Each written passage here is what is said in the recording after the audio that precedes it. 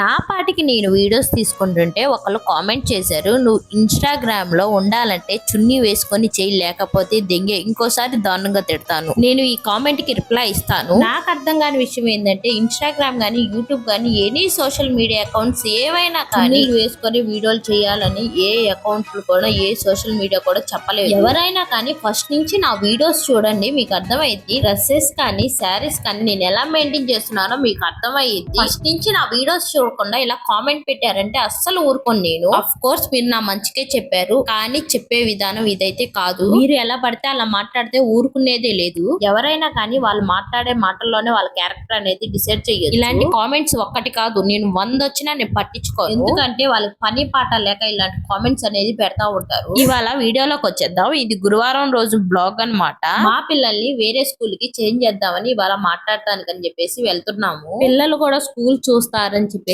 పిల్లల్ని ఇద్దరిని కూడా తీసుకుని వెళ్ళాము. మా అమ్మాయి బైక్ మీద వెళ్తుంటే కోతి వేషాలు వేస్తుంది. స్కూల్ కాడ నేను ఏ వీడియో క్లిప్ అయితే తీయలేదు, మా పిల్లలు పట్టుకోవడమే సరిపోయింది. అలా స్కూల్ మాట్లాడి ఇంటికి వస్తా కర్రీస్ తీసుకొని వచ్చాము. కర్రీస్ తో పాటు ఈతకాయలు కూడా తీసుకొని వచ్చాము. ఎప్పుడో మా చిన్నప్పుడు స్కూల్ కాడ చూసాము ఈ ఈతకాయలు. చిన్నప్పుడు తిన్నవే బాగున్నాయి, ఇవైతే అసలు బాగలేదు.